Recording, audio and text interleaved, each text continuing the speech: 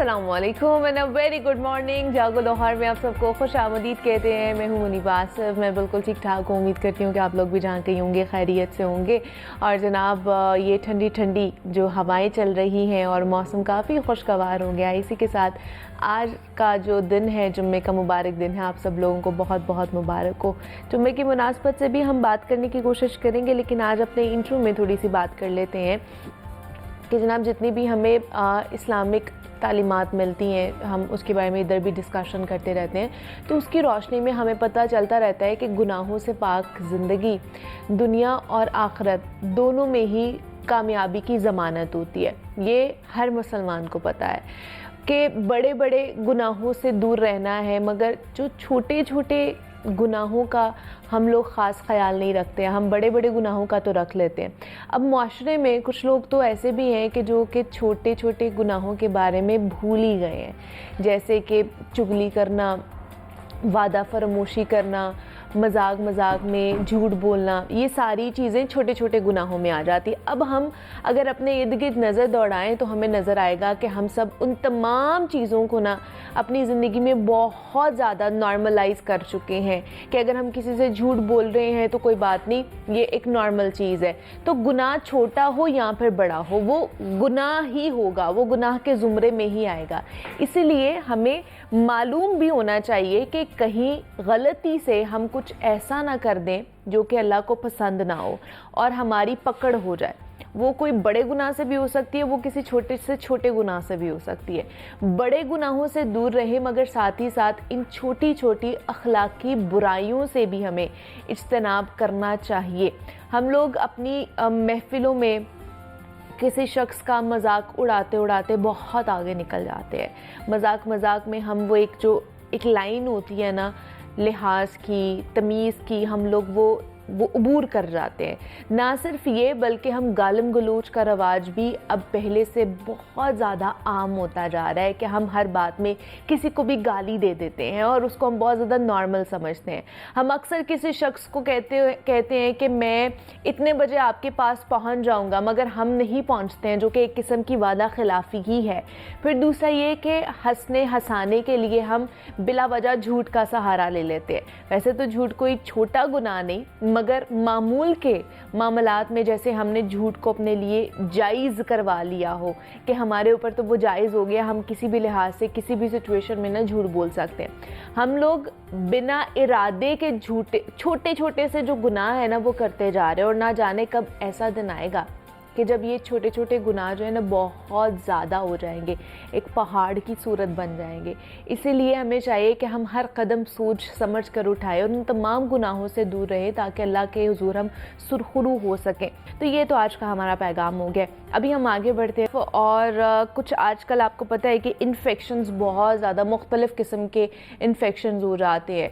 तो आजकल पेशाब की नाली का इन्फेक्शन भी बहुत ज़्यादा आम होता जा रहा है। अब ये इन्फेक्शन क्या है, क्योंकि मुख्तलिफ़ इन्फेक्शन जो है ना वो पेशाब की नाली के कई हिस्सों को मुतासर कर सकते हैं, लेकिन सबसे आम किस्म मसाने का इन्फेक्शन है जिसको सिस्टाइटिस भी कहा जाता है। अब गुर्दे का इन्फेक्शन यूटीआई की एक किस्म है, लेकिन ये मसाने के इन्फेक्शन से ज़्यादा ख़तरनाक या संगीन हो सकता है। कुछ लोगों को यूटीआई होने का ज़्यादा ख़तरा होता है। यूटीआईज़ ख़वातीन में ज़्यादा आम ये इन्फेक्शन पाया जाता है। इसकी वजूहात क्या है, इस पर बात करेंगे। इसका इलाज क्या है, और क्या बार बार यूरिन का आना किसी परेशानी का बायस है या फिर ये किसी संगीन बीमारी की अलामत भी हो सकता है। तो इस पर आज हमने बात करनी है, और इस पर बात करने के लिए हमारे साथ स्टूडियोज़ में डॉक्टर सैयद हमज़ा बुखारी साहब मौजूद हैं और होम्योपैथिक स्पेशलिस्ट हैं। उनसे बात करते हैं। डॉक्टर साहब आपको वेलकम कहते हैं जागो लाहौर में। कैसे हैं आप? ठीक हैं डॉक्टर साहब? आज बड़ा इंपॉर्टेंट टॉपिक है जिसके ऊपर बात करें। वैसे भी ये सिलसिला जो चल रहा था, बहुत से लोगों को नज़ला ज़ुकाम इन्फेक्शन ये तो था ही नहीं, लेकिन ये पेशाब का इन्फेक्शन भी बहुत ज़्यादा आम होता जा रहा है। ख़ास तौर पर ये है क्या, किस तरह के इन्फेक्शन जो है ना वो हो सकते हैं, और ये कितने कह लें कि ख़तरनाक भी हो सकते हैं हमारे लिए? बिस्मिल्लाहिर्रहमानिर्रहीम जी। इसमें जो यूटीआई की जिसको हमें एक कॉमन नाम दिया जाता है, इसमें सबसे पहले जो मेन चीज़ इसमें आती है वो ये है कि यूटीआई जो है ये कुछ बैक्टीरियाज़ की किस्म है जो कि पेशाब का इन्फेक्शन जो है उसको ये इसमें डेवलप होता है, जिसमें मुख्तलिफ तौर पर आम तौर पर जो अगर हम देखा जाए तो पेशेंट को सबसे पहला जो सिम्टम्स आता है उसमें वो सिम्टम उसमें है कि आपको जो पेशाब में जलन है और या पेशाब में चुभन है या पेशाब लग के आ रहा है, जिसको हम आम जुबान में बोलते हैं, और इसमें पेशाब करने में दिक्कत होती है। बेसिकली इसको जब ये सिम्टम्स आते हैं और जब ये अलामतें आती हैं तो मोस्टली पेशेंट को बुखार या मतली की शिकायत जो है ये आना शुरू हो जाती है। अच्छा, अब इसमें बहुत सारी ऐसी इसकी वजूहात भी हैं, ऐसी रीज़न भी हैं जिसको हम देखा भी जा सकता है कि इसकी कॉज क्या बनती है या इसमें चीज़ें क्या आ जाती हैं। अब जो लोग पानी कम ज़्यादा पीते हैं उनको ये चीज़ आ जाती है, या लोग बहुत ज़्यादा जो नमक का इस्तेमाल करते हैं, या लोग बहुत ज़्यादा जो दूसरी चीज़ें खाते हैं, चीनी ज़्यादा खा रहे हैं या मुर्गन गज़ाएँ खा रहे हैं और अपनी सेहत का ख्याल नहीं रख रहे, तो डेफिनेटली उन लोगों को में ये चीज़ ज़्यादा पाई जाती है। और जब पाई जाएगी तो फिर क्या चीज़ें चलती हैं उसमें मोस्टली क्या चीज़ है कि हम जब बैक्टीरिया, इसमें सिंपली ये होता है कि अगर तो आपको सिम्टम्स में जो आ रहे हैं उसको आप पानी ज़्यादा पिए, या कोई ऐसी कि साशे वगैरह को मार्केट से मिलते हैं या होम्योपैथिक अद्वियात ऐसी हमारी मिलती हैं कि वो ले 2 या 3 दिन में अगर तो आपके सिम्टम्स बेहतर हो जाते हैं तो दैट्स गुड। अदरवाइज आपको यूरिन के लिए एक टेस्ट करवाना सिंपल पड़ता है, उसमें आपको पता चल जाता है कि इसमें कोई बैक्टीरिया आ रहे हैं, इसमें पस सेल ज़्यादा है, या इसमें होम्योग्लोबिन आ रहा है या WBC आ रहा है, क्या चीज़ें ऐसी आ रही हैं। तो उन चीज़ों को देखते हुए फिर मद्देनजर रखते हुए हम जो है ये टेस्ट करवा के फिर फर्दर जो है मुख्तलिफ। लेकिन मुझे बताएं, कुछ लोगों को यूरिन, कुछ लोगों को बहुत ज़्यादा आता है, बार बार भी आता है, कुछ लोगों को ज़्यादा नहीं भी आता है, तो मुझे बताएं इन दोनों में, या जिन लोगों को बहुत बहुत ज़्यादा आता है यूरिन और बार बार आ रहा है, कि यानी कि 1 घंटे में 2 दफ़ा आ गया या घंटे बाद दोबारा आ गया, क्या ये किसी बीमारी की अलामत हो सकता है? जी, बेसिकली देखेंगे आपकी बॉडी के अंदर कोई भी ऑर्गन या किसी भी किस्म की जो चेंजिंग्स अगर कोई आती हैं तो उसमें सबसे पहले ये चीज़ हम देखी जाती है कि क्या चीज़ इसमें अमल आ रहा है। जैसे एक पेशेंट है अभी, अब गुर्दों पाकिस्तान इस टाइम एक डेंजरस स्टेज के ऊपर है, जिसमें किडनी के हवाले से, किडनीज पेशेंट्स के हवाले से सबसे ज़्यादा क्या चीज़ आ रही है कि पेशेंट्स को जो है वो बहुत ज़्यादा किडनी स्टोन्स जो हैं वो बन रहे हैं। उसके बाद क्या है, हाइपरटेंशन है, ब्लड शुगर है, ये चीज़ें जब ज़्यादा आ रही होंगी तो फिर किडनी, सबसे पहले किडनी डैमेज होते हैं। किडनी जब डैमेज होते हैं तो डेफिनेटली फिर आगे पेशाब का आपका आता है, क्योंकि किडनीज का काम जो है वो ये है यूरिन को आपके बाहर निकालना, जो ब्लड के अंदर टॉक्सिन्स हैं उसको यूरिन के थ्रू इसने पास आउट करना है। अच्छा, अब इसमें क्या चीज़ चली जा रही है कि हम जब ये देखते हैं कि ये चीज़ें क्या चीज़ चल रही हैं तो उसके मुताबिक दवाई दी जाती है। अब आपने बार बार आना, अच्छा बार बार आना या बहुत ज़्यादा आना, ये एक तो सबसे पहले तो ये होता है कि जो पेशेंट होता है वो खुद क्लैरिफाई करता है जी कि मैं खुद डॉक्टर बन जाता है, नहीं जी ये ऐसे नहीं, ऐसे हो सकता है। वो ये या तो ये कहा जाता है कि जी हम पानी ज़्यादा पीते हैं इसलिए बार बार आ रहा है। बिल्कुल। अच्छा, अपनी पानी पीने से भी बार बार उसमें कुछ ना कंसर्न नहीं होता, उसमें पता चल जाता है ये पानी पीने से आ रहा है। अब जैसे एक हार्ट पेशेंट है, अब हार्ट पेशेंट को आप जब उसके अपने दिल की अद्वियात खा रहा है या हाइपरटेंशन की अद्वियात खा रहा है तो डेफिनेटली उसको पेशाब ज़्यादा आएगा तो उसका ब्लड प्रेशर नॉर्मल रहेगा। इसी तरह से फिर जो किडनीज के पेशेंट है या किडनी स्टोन है, फिर प्रोस्टेट ग्लैंड्स आ जाते हैं, जिन मर्द हजरात में प्रोस्टेट ग्लैंड्स बड़े हुए होते हैं, उनका जो यूरिन है वो पास आउट नहीं होता, तो उनके लिए अलग सिस्टम आ जाती है। तो इसमें ये जितनी भी चीज़ें होती हैं इसमें सबसे पहले जो चीज़ होती है वो डायग्नोज करना, असेसमेंट आप करा लें पहले, टेस्ट करा के, वो ज़्यादा ज़रूरी है। मुझे बताएं कि कौन कौन से ऐसे अवामिल हैं जो UTIs के खतरे को मजीद बढ़ा सकते हैं? देखिए, मैंने वैसे भी इसमें जिक्र किया कि जैसे ये एक बेसिकली बैक्टीरियाज हैं, ठीक है, जो पेशाब की नाली में इन्फेक्शन करते हैं। इसमें सबसे डेंजरस जो एक बैक्टीरिया उसको हम इकोलाई बैक्टीरिया बोलते हैं, जो कि आहिस्ता आहिस्ता पेशाब की नाली को खाते खाते इवन कि आपकी किडनीज तक पहुंच जाता है। और इसमें हेमेचोरिया एक बीमारी होती है जिसमें खून का पेशाब के जरिए खून आना, मर्द हज़रात में, फीमेल हज़रात में पेशाब के थ्रू जो है यूरिन में ब्लड बहुत ज़्यादा आना शुरू हो जाता है। ये भी एक पेशाब के इन्फेक्शन में किया जाता है। और फिर WBC हम करते हैं, या इसमें आपकी प्रोटीन्स आ रही हैं। अब जिन लोगों को प्रोटीन्स आ रही होती है, मैंने पता नहीं ये इतना बड़ा एक वसी टॉपिक है कि इसके ऊपर हम पूरा दिन भी बात करें तो ये कम है। इसमें क्या होता है कि जब प्रोटीन्स आना शुरू हो जाती हैं तो आप ये समझें कि आपकी जो एक स्ट्रक्चर है, एक बॉडी का जो बिल्डिंग है, ये इसकी एक ईंट रोज़ नीचे से निकलती जा रही है। अब ये आप पे डिपेंड करता है, अगर तो आप बदतहजीब की तरफ जा रहे हैं और ट्रीटमेंट की तरफ नहीं जा रहे तो फिर आप क्या करते हैं कि फिर आप इसको अपनी बिल्डिंग को उतनी जल्दी ये डिमोलिश हो जाएगी और ख़त्म हो जाएगी, डिस्ट्रॉय हो जाएगी।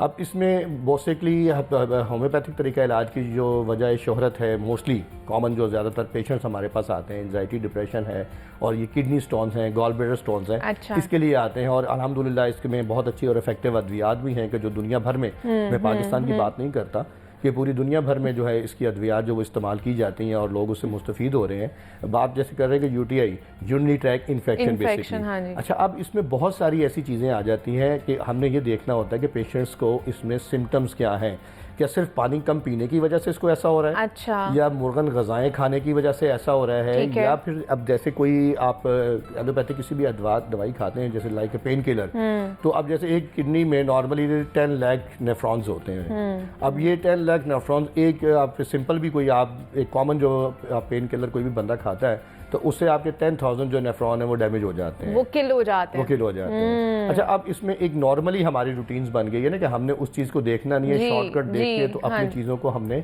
बेहतर कर लेना है। अब बुजुर्ग हजरात में 50 प्लस जो हजरात हैं उनमें प्रोस्टेट मर्द हजरात में ये प्रोस्टेट ग्लैंड जो ये बेसिकली सिर्फ मर्दों की बीमारी है, जी, जी। ये खवातीन में ये चीज़ नहीं आती। हाँ जी। अच्छा, अब जब रात में मोस्टली आप किसी भी पेशेंट से पूछ लें 50 प्लस, वो पूछेगा मुझे रात में 2 या 3 दफ़ा यूरिन पास करने के लिए वाशरूम में जाना पड़ता है। अच्छा, अब वो जब यूरिन का पास आउट करने के लिए वाशरूम में अब जा रहे हैं तो उसमें से ये देखना है कि आपको जो ब्लड प्रेशर की दवाई कितनी खाई थी आपने, ठीक है, आपको शुगर लेवल आपका कितना रह रहा है। जब पेशेंट से ये चीज़ पूछी जाती है तो पेशेंट ये कहते हैं जी ये सब चीज़ें मेरी नॉर्मल हैं।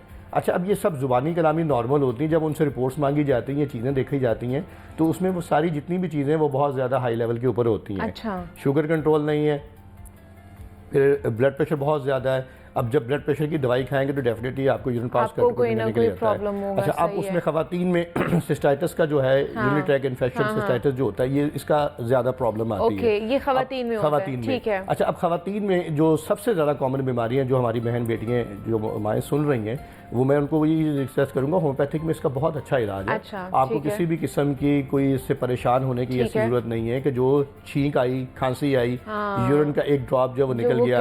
अब जैसे वाशरूम थोड़ा दूर है या कोई अंदर है और आप वेट कर रहे हैं, यूरिन कंट्रोल नहीं कर पाते, ये भी सिस्टाइटिस की ही एक किस्म है। अच्छा, अब उसमें क्या होता है कि आपका जो मसाना है ये कमजोर हो जाता है, ये होश के जो मसल्स हैं वो यूरिन को उतनी देर तक होल्ड नहीं कर पाते कि आप उसको 5 मिनट या 7 मिनट क्या वजह हो सकती है? इसमें मैंने बताया नहीं, इन्फेक्शन चल रहा है, सिस्टाइटिस आ गया ना, ये सिस्टाइटिस आ गया। जब सिस्टाइटिस आ जाएगा तो वो सोजिश पैदा कर रहा है बेसिकली। अब सोजिश जो पैदा होगी तो फिर आप उसको कंट्रोल नहीं कर पा रहे। इलाज है इसका, बेहतरीन इलाज है, मैंने बताया। अच्छा, ये ऐसा नहीं है कि आपको बहुत लेंथी जाना पड़ता है। ये जो सिस्टाइटिस आ रहा है इसकी भी डिफरेंट आगे किस्म आ जाती है। जो खवातीन की मैं बताया रहा हूँ ना, ये हमारी जो घर में खवातीन है इनको ये कॉमन बीमारी है, ये बहुत ज्यादा है। ये ऐसा नहीं है कि हर घर में तकरीबन दूसरे तीसरे लोगों को, जिसमें 2-3 हमारी ऐसी रेमेडीज होती हैं कि सिंपली आप वो घर पे फोन पे मशवरा करके भी पूछें और घर पे ले लें, कोई विजिट करने की मेरे ख्याल ऐसा जरूरत नहीं है। हाँ, अगर उससे आराम नहीं आता तो फिर हम कहते हैं कि आप इसको यूरिन का आपका टेस्ट करवा के सिंपल टेस्ट करवाया जाता है यूरिन का। उसके बाद कल्चर में देखना है कि बैक्टीरिया कौन सा है या कौन सी इसके लिए होम्योपैथिक अद्वियात जो हैं वो अच्छी बनती हैं,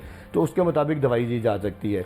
तो उसके लिए ये मसाने की कमजोरी सिस्टाइटिस को बोलते हैं कि खांसने से पेशाब का खतरा आ जाना, छींक आ जाने से आ जाना या कंट्रोल ना कर पाना, ठीक है, ये बेसिकली ये खवातीन में जो चीजें आती हैं ये होते हैं। आ रही थी कि जैसे आपने इसकी ऑपरेशन की बात की है कि स्टोन हो जाता है, तो इसी तरह प्रोस्टेट ग्लैंड का भी आप कहते हैं, डॉक्टर्स कहते हैं कि आप जितना जल्दी हो सके ऑपरेट करा लें, तो क्योंकि वो कैंसर में भी कन्वर्ट हो सकता है, तो उस हवाले से क्या कहेंगे आप? अच्छा, प्रोस्टेट ग्लैंड मैंने बताया ये मर्दों की बीमारी है, इसके लिए खवातीन को परेशान होने की जरूरत नहीं है। अच्छा, ये 50 प्लस 60 प्लस मर्दों में ये कॉमन बीमारी पाई जाती है और नेचुरली तौर पे ये डेवलप होती है। एज के साथ ये चीज़ जो है ये बढ़ना शुरू हो जाती है। अब इसमें 2 से 3 चीज़ें चल रही हैं इसमें भी।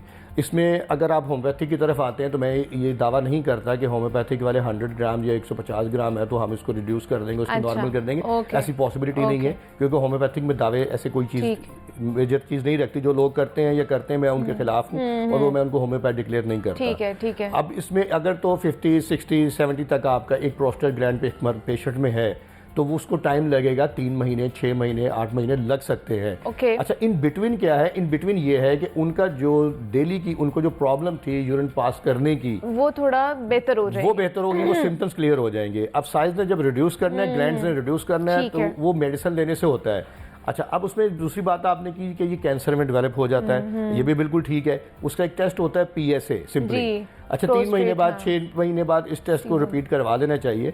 अब इसमें लोग अक्सर क्या करते हैं कि वो चंद एक अद्वियात ऐसी मार्केट में मिलती हैं और नॉट होम्योपैथिक, दूसरी अद्वियात लेते हैं। अच्छा, अब उसमें वो ले रहे हैं और यूरिन का फ्लो उनका आ रहा है। अब एक मसाने में उसमें कम से कम जो यूरिन की क्वांटिटी होती है वो 300 से लेकर 500 ml तक यूरिन जो है वो इकट्ठा हो सकता है एट ए टाइम। अब मसाने पेशेंट क्या कर रहा है, वो दवाई खा रहा है, तो जब यूरिन पास करके आया है तो 300 ml यूरिन उसके मसाने में था, जैसे अब उसने पास आउट किया है 150 ml, ठीक है। अब 150 ml फिर दोबारा वहां पर ही मौजूद है, वो पूरा ब्लैडर जो उसका एम्प्टी नहीं हो रहा। अब जब ब्लैडर उसका एम्प्टी नहीं होगा तो फिर क्या होगा, उसको फिर आधे घंटे बस उसको साइन जाएगा कि भाई ये फिर 300 ml हो गया, इसको जाएं।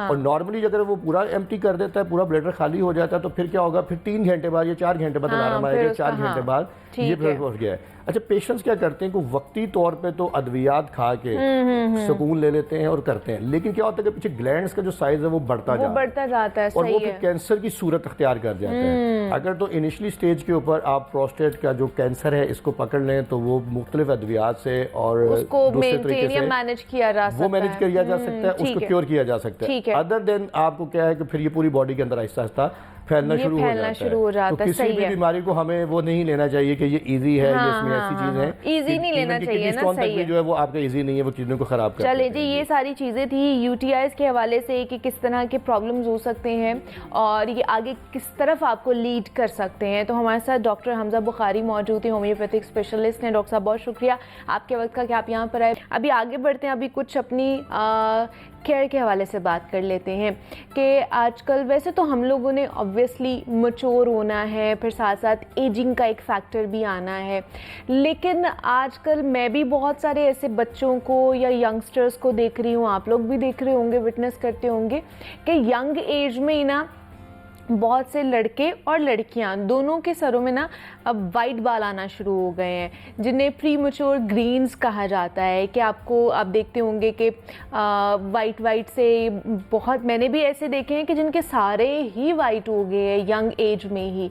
तो इसकी क्या वजह हो सकती है, क्या इनको रोका जा सकता है कि बूढ़े होने से पहले ही आप बूढ़े होते जा रहे हैं, एजिंग की तरफ जाते जा रहे हैं, तो इसकी क्या पीछे रीजंस क्या हैं, किसी चीज़ की डेफिशिएंसी की वजह से होता है या क्या वजूहात हैं, इस पर आज हमने बात करनी है। और इस पर बात करने के लिए डॉक्टर कंजा आफ्ताब हमारे साथ स्टूडियोज़ में मौजूद है, जो कि डर्मेटोलॉजिस्ट हैं, स्किन स्पेशलिस्ट हैं। उनसे बात करते हैं। डॉक्टर कंजा, आपको वेलकम कहते हैं जागो लाहौर में। कैसी हैं आप? ठीक है, अल्हम्दुलिल्लाह, बिल्कुल ठीक ठाक। डॉक्टर कंजा, जैसे मैंने बात किया है कि छोटी उम्र में ही यंग जनरेशन में ही आजकल बहुत ज़्यादा उनके ग्रे हेयर्स आना शुरू हो गए हैं। तो वैसे तो मेरे भी आना शुरू हो गए हैं, तो इट मीन्स कि हम लोग क्या अब एजिंग की तरफ जा रहे हैं, ये समझे, या किसी चीज़ की डेफिशिएंसी की वजह से भी ये प्रॉब्लम हो सकती है, हमें फेस करनी पड़ सकती है? जी बिल्कुल मुनीबा, ऐसे ही है आजकल। वैसे तो प्रीमेच्योर ग्रेइंग काफ़ी अच्छे से है, लेकिन आजकल हमने देखा है कुछ ज़्यादा हो गया। एग्जैक्टली, बिल्कुल। हम कहते हैं इसके लिए एज लिमिट WHO ने रखी हुई है कि अगर आप 35 ईयर्स से पहले अगर आपके बाल सफ़ेद होना शुरू हो गए हैं तो it is premature greying. Okay, तो टेंशन लेने की जरूरत नहीं है हमें। टेंशन लेने की जरूरत तो नहीं है, क्योंकि ये बुजुर्गी की अलामत है, और जब बंदे को अकल आती है तो कहते हैं बाल सफेद हो जाते हैं। सफेद हो गए, ठीक है। लेकिन इसके कुछ ऐसे कॉजेज हैं जो ट्रीटेबल हैं। हम ऐसे इसको इस तरह से डिवाइड करते हैं कि कुछ कॉजेज ट्रीटेबल हैं और कुछ ट्रीटेबल नहीं है, वो इरिवर्सिबल कॉजेज हैं। लाइक अगर आपकी जीन्स में है, आपके बाप दादा के, आपके अम्मी अब्बा के बाल जल्दी सफेद होते हैं, तो वो आपके भी होंगे, वो आपकी जीन्स में, आपकी विरासत में आपको मिल गया है। अच्छा, उसको हम ट्रीट नहीं कर सकते, उसको आप कैमोफ्लॉज ही कर सकते हैं। लाइक आप डाइज लगा सकते हैं, हिना लगा सकते हो। लेकिन क्या है कि अगर आपको कोई डाइटरी डेफिशिएंसी है, जैसे कि zinc, biotin, iron, vitamin B12 की डेफिशिएंसी से भी बाल अर्ली ग्रे हो जाते हैं। तो उसमें आप अगर इनकी सप्लीमेंट्स लेना शुरू कर दोगे या ऐसी फूड लेना शुरू कर दो जिसमें रिच हो इन जिंक, बायोटिन, विटामिन B12 या कॉपर, तो आपके बाल रुक जाते हैं सफ़ेद होना या वापस भी जा सकते हैं। अच्छा, मतलब इनकी डेफिशिएंसी की वजह से भी आपके ग्रे हेयर्स आ जाते हैं? बिल्कुल आ जाते हैं। और आजकल हमने देखा ना कि बच्चे खास तौर पे बैलेंस डाइट नहीं ले रहे हैं, कुछ खास एक किस्म के कार्ब्स या पिज्ज़ा या बर्गर्स जिसमें हमारे विटामिन्स पूरे नहीं हो रहे होते। तो जब इस तरह की डेफिशिएंसीज आती हैं तो प्रीमेच्योर ग्रेइंग आती है। दूसरा, स्ट्रेस का बहुत बड़ा फैक्टर है, बहुत। जैसे ही आप स्ट्रेस में जाएंगे आपके प्रीमेच्योर ग्रेइंग आएगी ही आएगी। आपकी स्किन से भी नजर आएगा, आपके बालों से भी नजर आएगा कि आप बुढ़ापे की तरफ जा रहे हैं। तो स्ट्रेस, डी स्ट्रेस करना, खुद को मेडिटेशन करें, योगा करें, नमाज का सहारा लें, किसी से बात करें, डी स्ट्रेस करें। स्ट्रेस की कमी करने से भी आपके बालों की प्रीमेच्योर ग्रेइंग रुक सकती है। ओके, इसका मतलब है कि जो बहुत ज़्यादा ओवर थिंकिंग करते हैं, स्ट्रेस लेते हैं, उनके अंदर ये ज़्यादा चीज़ें टेंडेंसी पाई जाती है, बिल्कुल पाई जाती है। इसके अलावा अब जैसे हमने एक कहावत सुनी है, धूप में बाल सफ़ेद नहीं किए, धूप से भी बाल सफ़ेद होते हैं। बिल्कुल होते हैं। अगर आपकी बहुत ज़्यादा एक्सपोजर है धूप का, जैसे अगर आप का फील्ड वर्क है, बाहर जाके तो काम कर रहे उससे हैं, भी आपके बालों का पिगमेंट उड़ना शुरू हो जाता है। पहले ब्राउन होंगे, डीपिगमेंटेड होंगे, फिर सफेद हो जाएंगे। तो धूप से भी बाल सफेद होते हैं। तो ये कहावत भी मेरे हाल सब सही हो गई है कि धूप में भी नहीं बाल सफेद किए। अच्छा, दूसरा एक और मिथ है, या I don't know what is it, कि कहते हैं कि अगर आपके बालों में कोई सफ़ेद बाल आ गया तो उसको निकालना नहीं चाहिए, और आ जाते हैं। उसकी वजह से अगर आप निकालेंगे ना तो और ज़्यादा आपके बाल सफ़ेद हो जाएंगे। वाकई ऐसा है, ये सिर्फ मिथ ही है? ये मिथ ही है। आप निकालें या ना निकालें, इसका मतलब है कि अब बालों में चांदी उतर आई है। और ये फैलेगी ही, वो आपके सफ़ेद होंगे बाल, आप निकालें या ना निकालें उससे कोई फ़र्क नहीं पड़ता। लेकिन उसकी रूट कॉज ढूंढने की कोशिश करें कि अगर तो कोई कॉज है जो ट्रीटेबल है, ठीक है, बिल्कुल उसको हम रिवर्स कर सकते हैं। ठीक है, कि उसको फिर रिवर्स नहीं किया जा सकता, उसको बचाया जा सकता है कि और ज्यादा आपके ग्रे हेयर्स ना हो। बिल्कुल बिल्कुल ठीक है, तो वो जितनी भी डेफिशिएंसीज हैं आपको उनको पूरा करना चाहिए। खैर, लास्टली मैं पूछना चाहूंगी हेयर केयर के हवाले से कुछ हमें बताएं कि जिस तरह आपके खूबसूरत से बाल हैं, इस तरह हम सबके किस तरह खूबसूरत हो सकते हैं, हमें क्या करना चाहिए। तो ऑयलिंग आपने बता दी है, रोजमेरी बता दी, इसके अलावा हम हेयर केयर में कौन कौन सी चीज़ों को इंक्लूड कर सकते हैं? जी, हेयर केयर स्टार्ट होती है, मैं हमेशा अपने पेशेंट से भी ये कहती हूँ कि बाल आपके ऐसे हैं जैसे प्लांट्स होते हैं, जैसे पौधे या खेत होते हैं। जितना फर्टिलाइजर जाता है उतने अच्छे बाल उगते हैं, उतने अच्छे पौधे उगते हैं। तो जो आप खाते हैं वो डायरेक्टली प्रोपोर्शनल है आपके बालों की ग्रोथ और आपकी स्किन की जो भी टेक्सचर उसके लिए। तो एक बैलेंस डाइट ज़रूर लें जिसमें आपके सारे पोर्शंस हों, उसमें कार्ब्स भी होना चाहिए, उसमें प्रोटीन्स भी होना चाहिए, उसमें वेजिटेबल्स और फ्रूट का एंटीऑक्सीडेंट्स का पोर्शन लाजमी होना चाहिए, और एक हाइड्रेशन का ख्याल रखें लाजमी। अब जब आप बैलेंस डाइट लेते हैं तो बाल खुद ही ठीक होना शुरू हो जाते हैं। खासतौर पे योगर्ट का इस्तेमाल, योगर्ट खाने में और योगर्ट लगाने से भी लगाने से भी अच्छा मास्क है योगर्ट।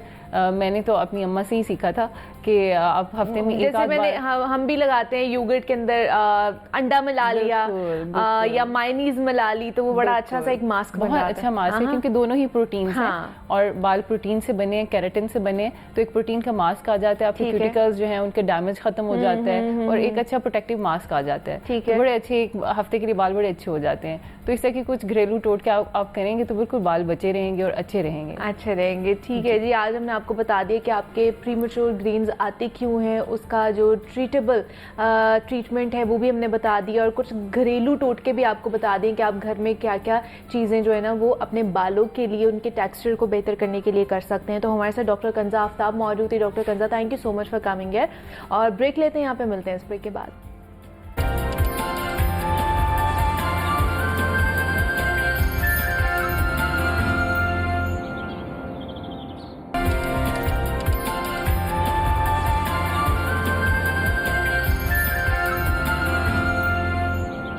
वेलकम बैक टू जागो लाहौर। चूँकि जनाब आज जुम्मे का दिन है और जुम्मे को आपको पता है कि हम ख़ास तौर पर एक ऐसा टॉपिक लेकर आते हैं जो कि बराह रास्त हमारी ज़िंदगियों से जुड़ा हुआ होता है और जिसके ऊपर हम दीन इस्लाम से भी रोशनी लेने की कोशिश करते हैं, तालीमात उसके अंदर से अख़ज़ करने की कोशिश करते हैं कि किस तरह उस चीज़ को बेहतर किया जा सकता है। तो आज एक बड़ा ही इम्पॉर्टेंट टॉपिक है जिसके ऊपर हम बात करने जा रहे हैं भिखारी माफिया के हवाले से।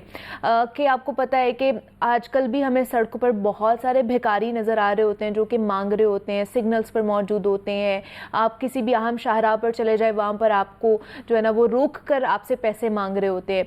दूसरा हमारा एक यहाँ पर भी है, एक माइंड सेट है कि अगर हमने किसी को सदका खैरात देनी है, कोई पैसे देने हैं तो हम उनको दे देते हैं, जिसकी वजह से उनका कह ले कि और ज़्यादा मोराल बढ़ता है कि ठीक है हमने मांगना है, हमें हमारी ज़रूरत पूरी हो जाती है। ये एक माफिया की शक्ल इख्तियार करता जा रहा है। हुकूमत भी क्रैकडाउन करती है, इनको पकड़ती भी है, लेकिन फिर भी उसका कोई कह ले कि खातिर खा नताइज हमारे सामने नहीं आते हैं। और कुछ ही देर बाद, आपको पता है कुछ ही दिनों के बाद रमज़ान शुरू होने वाला है। रमज़ान में तो और भी ज़्यादा आपको भिखारी जो है वो सड़कों पर नज़र आएंगे भीख मांगते हुए। तो आज हमने इसी को हाईलाइट करना है कि दीन इस्लाम हमें क्या तालीमात देता है कि जनाब दीन में भीख मांगने पर कितनी सख्ती से ममानित है और क्या देने की भी ममानित है कि नहीं है, इस पर हमने बात करनी है। डॉक्टर पीर तारिक शरीफजादा साहब हमारे साथ स्टूडियोज़ में मौजूद है, मारूफ सीरियस स्कॉलर है, उनसे बात करेंगे। डॉक्टर साहब आपको वेलकम कहते हैं जागो लाहौर में, कैसे हैं आप? ठीक है, बहुत शुक्रिया, अल्हम्दुलिल्लाह। और उसके साथ साथ मुजाहिद शेख साहब ने भी हमें ज्वाइन किया है, एंकर पर्सन है लाहौर न्यूज़ के, तो उनसे भी आपकी मुलाकात कराते हैं। मुजाहिद साहब आपको वेलकम कहते हैं जागो लाहौर में, कैसे हैं आप? ठीक है, मैं बिल्कुल ठीक हूँ जी, बहुत शुक्रिया आपका। डॉक्टर साहब आप ही से शुरू करूंगी। आज का जो टॉपिक है कि शहर के हम चौक चौराहे देख लें, अहम शाहराहें देख लें, हर जगह हमें भीख मांगते हुए लोग नज़र आ रहे होते हैं। वो बड़े बुजुर्ग भी होते हैं, बच्चे भी होते हैं, ख़वातीन भी हमें नज़र आ रही होती हैं। तो दीन इस्लाम में हमें क्या बताया है कि भीख देने के ऊपर या भीख मांगने के ऊपर क्या तालीमात मिलती हैं, ये मुमानत है? इसमें रब्बी मोहम्मद करीम अलैहिस्सलातु तस्लीम, सबसे पहले तो यादावरी का शुक्रिया, और हमेशा की तरह आज का उन्वान भी ज़िंदगी के बड़े करीब तर है। और मैं समझता हूँ कि अब ये ज़ाहिरी तौर पर तो ये खामोश सा उन्वान है, लेकिन अब शायद ही कोई इस माशरे का फ़र्द ऐसा है जिसे ज़िंदगी में कहीं ना कहीं रोज़मर्रा रोज़ाना की बुनियाद पर इस मुसीबत का सामना ना हो, क्योंकि अब ये एक बाकायदा वबा से अगले दर्जे पे मुसीबत बनती जा रही है कि आप घर से जैसे ही बाहर निकलते हैं तो आपको अंदाज़ा होना शुरू होता है कि इस माशरे के अंदर गदागरी जो है वो एक मुस्तकिल पेशे की सूरत इख्तियार कर गई है, और बल्कि पेशे से भी एक दर्जा आगे एक बाज़ाब्ता माफिया बन चुका है, एक मुनज़्ज़म निज़ाम की शक्ल में एक माशरे की जो रगो पे उनके अंदर सराहियत कर चुका है। जहाँ तक दीन रहमत की बात है, हम सब जानते हैं कि ये ऐसा खूबसूरत फितरी निज़ाम है जिसमें इंसान के वक़ार और उसका जो तकद्दुस है उसका बड़ा ख्याल रखा गया है। ज़रा तसव्वुर कीजिए एक ऐसा निज़ाम हयात जो नमाज जैसी आला अरफा तरीन इबादत के लिए भी आपको और मुझे ये पैगाम और नसीहत करता है कि आपने भाग के अपनी रफ्तार को जो है वो डिस्टर्ब किए बगैर आपने जमात में शामिल होना है। सो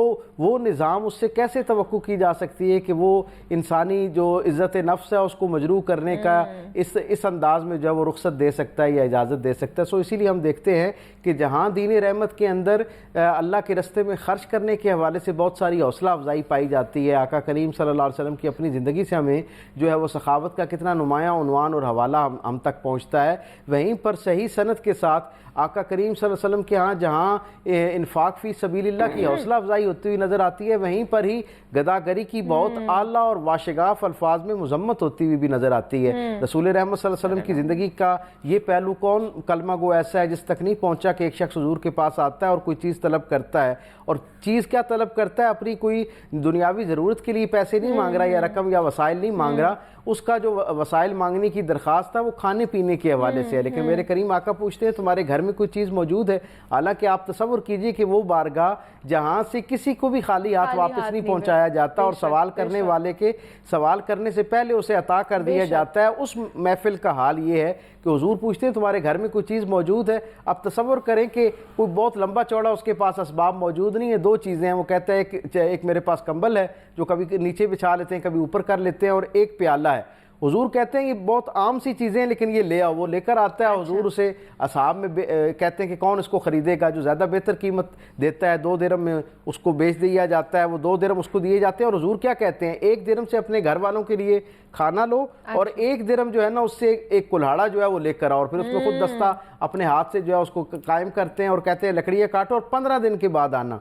वो शख्स 15 दिन के बाद आता है और हुजूर कहते हैं कि अब जो तुम्हारे पास रकम इकट्ठी हुई है उसमें से कुछ रकम जो है उससे खुराक जो है उसका बंदोबस्त करो और कुछ से कपड़े लो। यानी कपड़े का मतलब क्या है कि आप बाकी जो जरूरतें हैं जिंदगी की उसे पूरी करो। और हुजूर ने कहा कि ये वो शख्स है जिससे अल्लाह राजी हो गया। यानी इसका मतलब ये है कि जब कोई बंदा गदागरी से एक दर्जा खुददारी की तरफ आता है, क्योंकि ये दो चीजें इकट्ठी हो ही नहीं सकती। और अल्लाह के महबूब सल्लल्लाहु अलैहि वसल्लम ने फरमाया कि अल्लाह ने लाजिम कर रखा है, ये उसका फरमाने मुतवातरा है, उसका हमेशा का दिया वो फरमान है कि जब कोई मांगने के लिए हाथ दराज कर लेता है तो अल्लाह फिर उसके हाथ को वापस नहीं पलटाता, यानी वो फिर हमेशा मांगने पे लग जाता है। हमारा अलमिया ये है कि हमारे मुआशरे के अंदर इस तरह की चीज़ों के ऊपर अब होता क्या है कि दीन के नाम पर, क्योंकि हम दीन की हकीकी रूह से वाकिफ नहीं होते, हमें देने का अजर सवाब और वो सारा तो बताया गया होता है, और उसी के पस मंज़र में गोया जो हमारी दीन से वाबस्तगी है ये उसको एक्सप्लॉइट किया जाता है और इसको बुनियाद बनाकर लोग जो है वो अपनी ज़रूरतें सामने रख के अल्लाह और उसके रसूल का जब नाम पेश करते हैं तो हम डर जाते हैं और हम ये भूल जाते हैं कि जहाँ इन्फाक फी सबीलिल्लाह अपने माल में से अल्लाह के रास्ते में खर्च करने की की तरगीब दिलाई गई है। वहीं अल्लाह के रसूल ने हमें यह भी बताया कि उस वक्त तक माल कबूल नहीं होता। देने वाले की जिम्मेदारी सिर्फ ये नहीं है कि वो अपने वसाइल में से माल निकाल दे, बल्कि उसकी जिम्मेदारी उस वक्त पूरी होती है जब वो सही सेहत के साथ तहकीक करे कि ज़रूरतमंद तक पहुंच रहा है या नहीं पहुंच रहा। और ज़रूरतमंदों में भी एक बाकायदा कुरान हकीम में 7 अल्लाह ताला ने तवातुर के साथ मकामात बयान किए हैं कि सबसे पहले आपके अजीज़ व अकारे, फिर आपके पड़ोसी हैं, फिर रिश्तेदार, जानने वाले।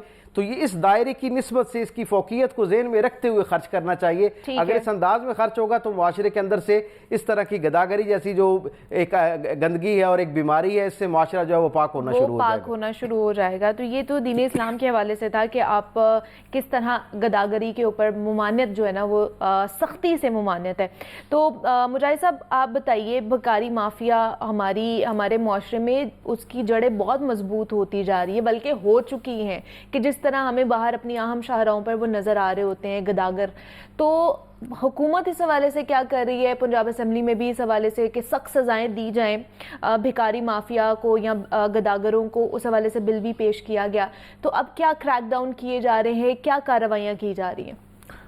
बिल्कुल जी, जिस तरह से मजहबी और दीनी लिहाज से हज़रत ने बताया कि मेरे नज़दीक जहाँ तक मेरे इल्म में बात है, ये कानूनी तौर पे भी और इस्लामी तौर पे भी इस तरह के भिखारी जो सड़कों पे दिखाई देते हैं, ये कानूनन भी जुर्म करते हैं और दीन के लिहाज से भी गलत है, क्योंकि इसमें बहुत सारी चीज़ें ऐसी होती हैं जो इन्होंने लबादा उड़ाता है। हमारे दीन में, हमारे मज़हब में ना तो झूठ और ना फरेब की और ना ही इस तरह की धोखेदही की कोई इजाज़त नहीं है। और मैक्सिमम जो लोग जिनका आप जिक्र कर रही हैं कि सड़कों पे जो माफिया है, वो माफिया है ख्वाजा सराओं की सूरत में, वो माफिया है रूप धारने वालों की, कि वो ख्वाजा सरा भी नहीं है लेकिन ख्वाजा सरा का उन्होंने रूप धारा होता है। फिर उसके बाद बहुत सारे ऐसे लोग जो मकरो फरेब करते हैं और करवाते हैं कि कोई माजूर नहीं है और माजूरी का ड्रामा किया जाता है। जब उनको कानून के कटहरे में लाने के लिए पकड़ा जाता है तो वो टांगें जो लोगों के लिए दिल में रहम पैदा करती हैं, वो टांगें चलना शुरू कर देती हैं, उन टांगों पे खड़े हो जाते हैं। वो हाथ जो किसी के आगे फैलाए नहीं जाते, लोग उनकी जेबों में पैसे डालते हैं, और जब वो पुलिस उनको या कोई ऐसे इदारे उनको पकड़ते हैं तो वो हाथ जो है फिर मजामत के लिए भी तैयार हो जाते हैं।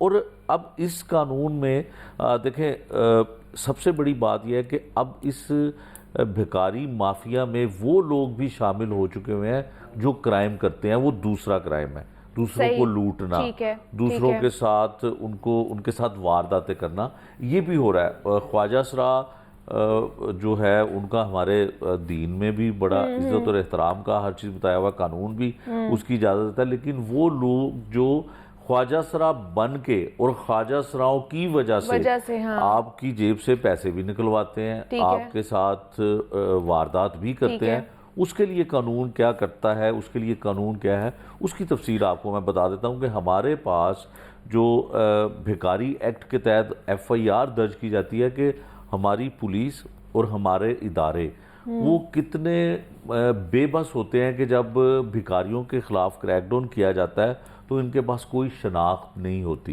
इनके पास ID कार्ड नहीं होता, इनके रिकॉर्ड में कोई चीज़ नहीं निकलती है कि ये कौन है, ये कहाँ से आए हैं। वो कहते हैं जी हमारे पास तो कुछ नहीं है, जिसमें बहुत सारे मुस्तैक लोग भी शायद होते हों, लेकिन 90% ऐसे लोग होते हैं जिनका ये प्रोफेशन होता है। बहुत सारी बुजुर्ग खवातीन मिलती हैं, बहुत सारे बुजुर्ग मिलते हैं जिनके पास ID कार्ड नहीं होता, और पुलिस उनको ज़्यादा देर अपने पास रखना भी नहीं चाहती कि उन्हें 3 टाइम का खाना देना पड़ेगा अगर हवालात में रखा जाता है, और उनको किस बुनियाद पे, किस वजह से वो FIR दें। और बहुत सारे ऐसे भी वाक़यात मेरे देखने में ये आए कि जब ऐसे लोगों को गिरफ्तार किया जाता है जिसका हम जिक्र अक्सर करते हैं, आम लोगों को भी, बहुत से लोगों को पता होता है कि ये एक माफिया है, ग्रोह है, जो लोगों को सुबह बहुत सारे चौकों पे छोड़ के जाते हैं, बच्चों को जाता है ना, तो वो फिर उनके पीछे आते हैं। और जाहिर है तमाम तो नहीं, बहुत सारे पुलिस स्टेशन में फिर कुछ ना कुछ मामला तय करके उनको छोड़ भी दिया जाता है।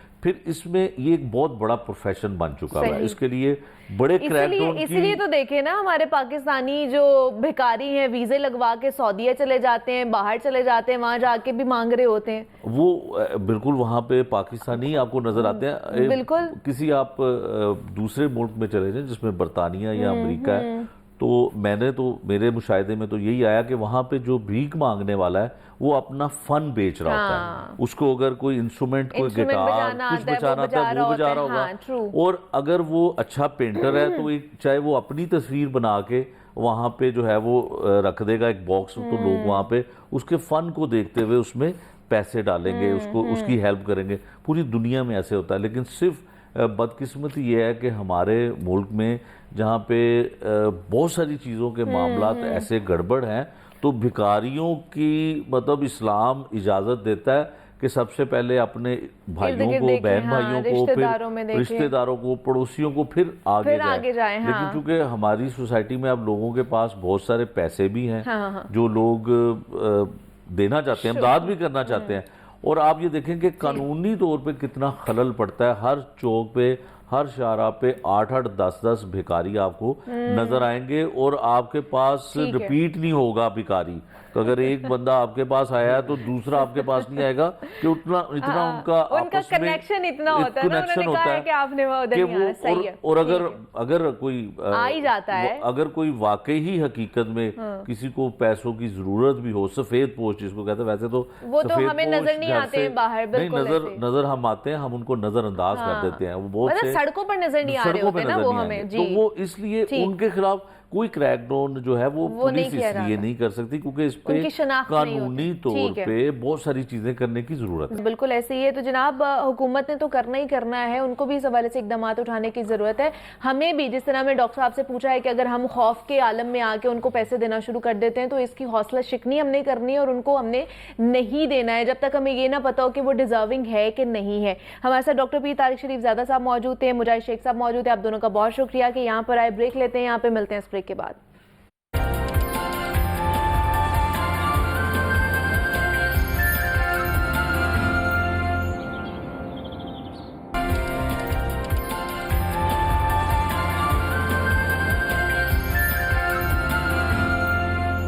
वेलकम बैक टू जागो लाहौर। जनाब, पाकिस्तान समेत दुनिया भर में आज ज़ुबानों की पहचान और उनकी अहमियत से आगाही के लिए ना मादरी ज़ुबानों का आलमी दिन मनाया जा रहा है।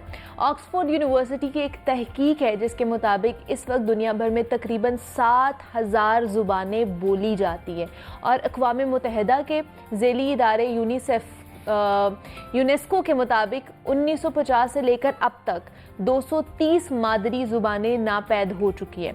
अब ज़ुबानों पर तहकीक करने वाले अमरीकी इदारे के मुताबिक मुल्कों के हवाले से अंग्रेज़ी सबसे ज़्यादा यानी कि 112 ममालिक में बोली जाती है।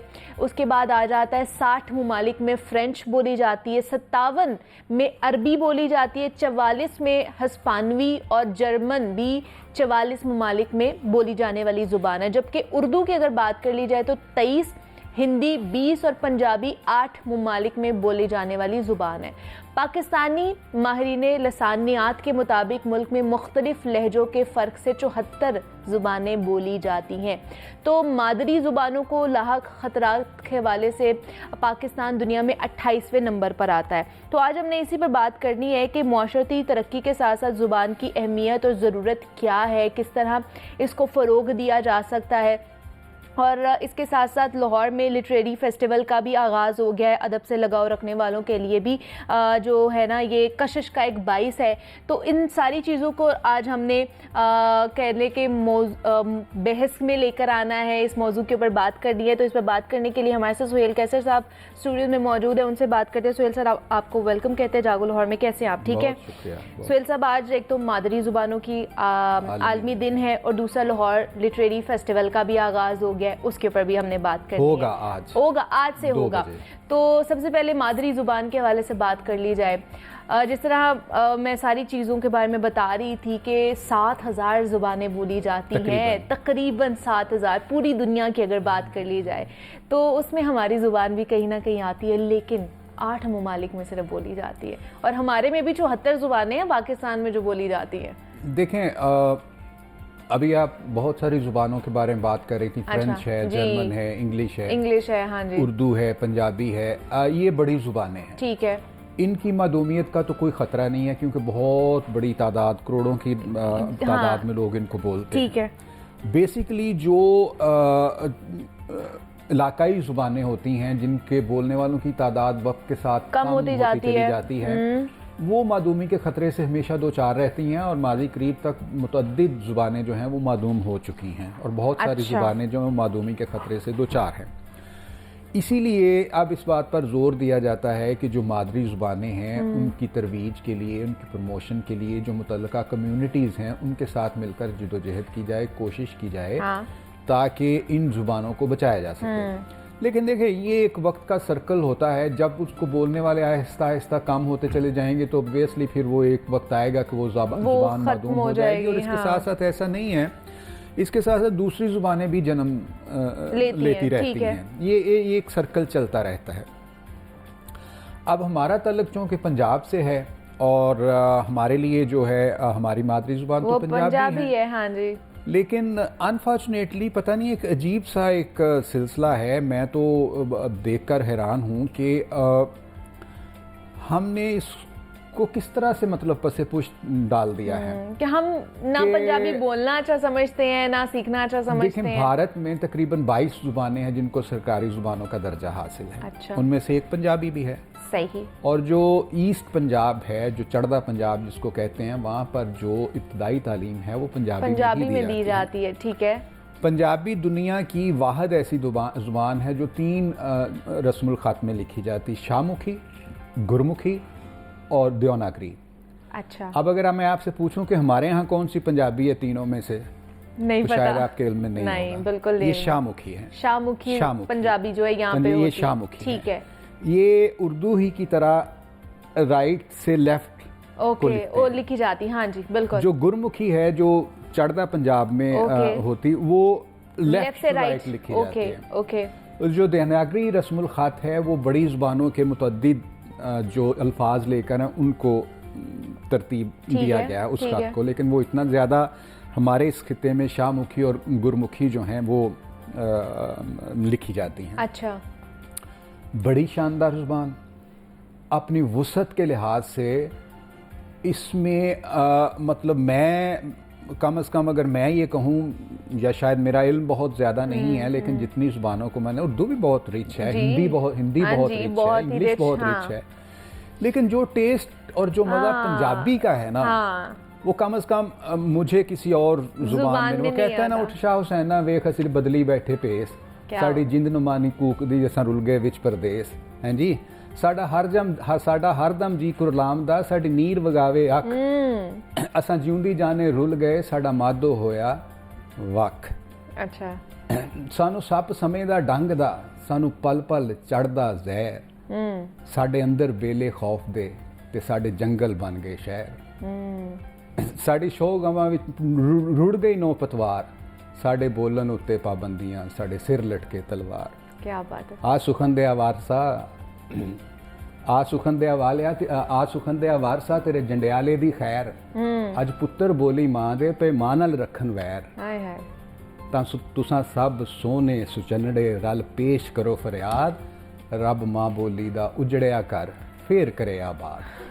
सो ये एक है, लेकिन इसके आप देखें, आप मतलब हाँ हमारी देख लें आपके कितना अदब है इसके अंदर, कितनी हमारी लिटरेचर है पंजाबी जुबान के अंदर, और क्या खूबसूरत लिटरेचर है हमारा। सुखन वालिया जो शायर जिसको मतलब वो आपका समझ नहीं इशारा किस तरह जी जी वारिस शाह की तरफ, वारिस शाह का है, हाँ जी वारिस शाह का ये मज़ार है वहाँ पे। हाँ जी। आ वेख सुखन दे वारसा तेरे जंडियाले दी खैर, आज पुत्र बोली मां दे पे मां नाल रखन। तो ये अजीब तरह से अभी मैं आपसे एक बात पूछूं, जर्मनी दुनिया का तरक्की याफ्ता मुल्क है, जापान तरक्की याफ्ता मुल्क है, चीन तरक्की याफ्ता मुल्क है, फ्रांस तरक्की याफ्ता मुल्क है। यहाँ कौन सी इब्तदाई तालीम अंग्रेजी में दी जाती है जी? कोई भी नहीं दी जाती, उनकी अपनी जुबान में दी जाती है। बिल्कुल ऐसे ही है। तो क्या उन्होंने तरक्की नहीं की? की है ना, की तो फिर हमें इसको बोलते हुए या इसको अपने बच्चों के साथ मतलब हम ठीक है, उर्दू भी हमारी कौमी ज़ुबान है, बोलनी चाहिए, लेकिन जो मदर टंग होती है उसकी अहमियत जो है उससे तो हम बिल्कुल इनकार नहीं कर सकते, लेकिन हमने पता नहीं क्यों ऊपर से कुछ डाल दिया।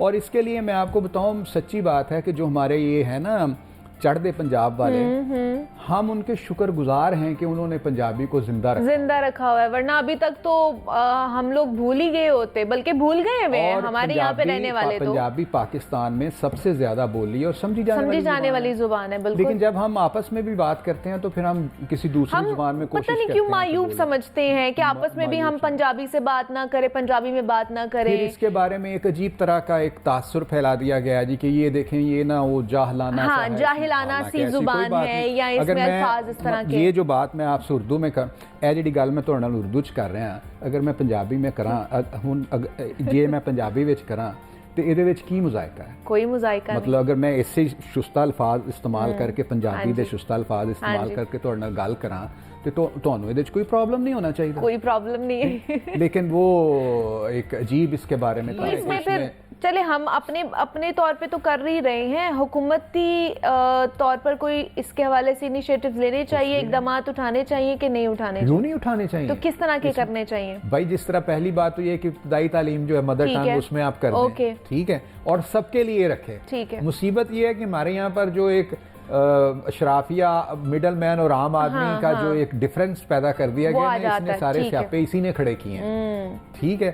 वो अशराफिया का अपना एक मिजाज है, अपना एक मूड है, अपना एक उनका माहौल है, उसमें वो रहते हैं और वो उनके नज़दीक तो ये पंजाबी शायद पता नहीं किस तरह की ज़ुबान है। तो गवर्नमेंट का ही सबसे बड़ा इनिशिएटिव होता है इसमें। अगर इंडियन पंजाब में पंजाबी में इब्तदाई तालीम दी जा सकती तो यहाँ में क्या गवर्नमेंट का इनिशिएटिव बिल्कुल प्रॉब्लम है कि हम ना अपने बच्चों को पंजाबी पढ़ाएं और ना उनको बताएं कि वारिस शाह कौन है, ना उनको बताएं बुल्ले शाह कौन है, ना उनको बताएं बाबा फरीद कौन है, ना उनको बताएं शाह नदीम कबर, ना उनको बताएं बाबा नजमी कौन है। एक लंबी फहरिस्त है पंजाबी की शायरों की। और पंजाबी शायरी कभी आप मतलब अच्छे जो शायर हैं कभी आप तन्हाई में उनका आप सुने, मतलब मैं अभी वो इंडिया पाकिस्तान की जब पार्टीशन हुई थी तो इससे बड़ी पंजाबी की सूरत हाल की अक्कासी पंजाबी में इससे बढ़ के कौन कर सकता है जो अमृता प्रीतम ने की थी कि आज आँखां वारिस शाह नो किते कबरां विचों बोल, एक रोई सी धी पंजाब दी तू लिख लिख मारे वै, आज आँखां वारिस शाह नो किते कबरां विचों बोल, अपनी किताबे इश्क दा कोई अगला वर्का खोल, एक रोई सी धी पंजाब दी तू लिख लिख मारे वै, अज लखां धीआं रोंदियां अज वारिस शाह नूं कहन, उठ दर्दमंदां दे दर्दिया अज वेख अपना पंजाब, अज बेले विछियां लाशां ते लहू दी भरी चनाब। इससे खूबसूरत पार्टीशन की अक्कासी करने वाली मैंने कोई दूसरी चीज़ नहीं देखी। और ये बहुत तवील है, ये तो कुछ इसके बिल्कुल ऐसे ही है, इसके ऊपर तो पूरी किताब लिखी गई है अमृता प्रीतम के अफसाने। तो कभी आप अमृता प्रीतम की अपनी जुबान में भी इसकी रिकॉर्डिंग पढ़ें, आपको बड़ा दिली खुशी होगी कि क्या उसमें सारी अक्कासी की गई है। अदब की तो बात हो ही रही है, लाहौर लिटरेरी फेस्टिवल पे भी आ जाते हैं कि आज उसका आगाज भी होने जा रहा है, तो उसमें क्या क्या चीज़ें हैं जो हमें देखने को मिलेंगी जिससे हम फैज़याब हो सकते हैं? आप ये पूछें कि इसमें मिले क्या नहीं मिलेगा, क्या नहीं मिलेगा, क्या नहीं मिलेगा। लाहौर जो लिटरेरी फेस्टिवल है, मैं तो ये कहता हूँ कि अब लाहौर की सकाफत की एक अदब और सकाफत के मैदान में एक ऐसी रवायत बन चुका है कि जिसका लोग साल भर इंतज़ार करते हैं। हाँ, तकरीबन ये 13वां आज एडिशन शुरू होगा इसका, 13वां 12 इससे पहले हो चुके हैं और ये कोई कमो बेश कोई 15 साल पहले ये शुरू हुआ था और हमारे सामने ही ये सारी प्लानिंग हुई थी कि किस तरह से इसको करना है और ये बहुत ही मुश्किल काम था। दरमियान में कोई 2-3 साल के लिए बहुत मुख्तसर पैमाने पर हुआ जब ये टेररिज्म का बड़ा तो इसको थोड़ा सा इसको महदूद कर दिया गया इसमें। रवायती तौर पर ये अलहमरा में मुनक्किद होता है, लेकिन तब ये जो एक बड़ा होटल है मॉल रोड पर, वहाँ पर 2 साल के लिए मुनक्किद किया गया था। सो अब सारा साल लोग इसका इंतज़ार करते हैं और सच्ची बात है कि हमें खुद भी बड़ा इसका इंतज़ार है। तो उसकी वजह एक तो इसमें इंटरेक्शन का बहुत मौका मिलता है। जब आप एक नशिस्त में शिरकत करते हैं तो वहाँ मुख्तलिफ ख्यालात के हामिल लोग आपको मिलते हैं, बेशक ऐसे ही साथ सुनते हैं। आज इसका जी 2 बजे के करीब आगाज होगा और एक अलहमरा हॉल में और अंग्रेजी अदब के हवाले से थोड़ी सी गुफ्तगू होगी। अच्छा, उसके बाद फिर रात तक कुछ तकरीबन 10 नशिस्तें मुनक्किद होंगी आज। अच्छा, क्या बात है। अंग्रेजी से मुतालिक? नहीं उसमें अंग्रेजी के बाद पंजाबी का है, नवा पंजाबी अदब के नाम से ये दूसरा सेगमेंट अच्छा, होगा और उसके बाद फिर ये कंटिन्यू चलेगा मुख्तलिफ हवालों से। और नवा पंजाबी अदब के हवाले से हमारी सुगरा सदफ साहब हैं, माशाल्लाह बड़ी शानदार। उन्होंने आज आना था हमारे साथ, उन्होंने शो में, लेकिन उनकी तबीयत थोड़ी सी नासाज होगी तो उन्होंने फिर माजरत कर ली कि मैं नहीं आ सकती हूँ। तो उसमें उनकी भी शिरकत है, पता नहीं आप वहाँ पर भी जा सकती हैं या नहीं आ पाती। अच्छा, 10 आज होंगे तकरीबन, और मजमूई तौर पर ये आज कल और परसों ये चलता रहता है, परसों तक चलता है, परसों रात तक 3 दिन तक ये हो जाएगा फेस्टिवल। और मजमूई तौर पर कोई तकरीबन 60 के करीब नशिस्तें होंगी। अच्छा, मुख्तलिफ हमें शख्सियात वहाँ पे आएंगे, मुख्तलिफ मौज़ूआत वहाँ पे होंगे और 150 के करीब मुल्की और गैर मुल्की जो मंदूबीन हैं वो इसमें शिरकत करेंगे। ठीक है। और अच्छी बात ये होती है कि इनमें से जो कम से कम 90% होते हैं वो काफ़ी जाने पहचाने होते हैं, यानी जिनकी शोहरत उनके आने से पहले पहुँच चुकी होती है कि हाँ अच्छा ये इन्होंने इस पर गुफ्तगू करनी है। अच्छा।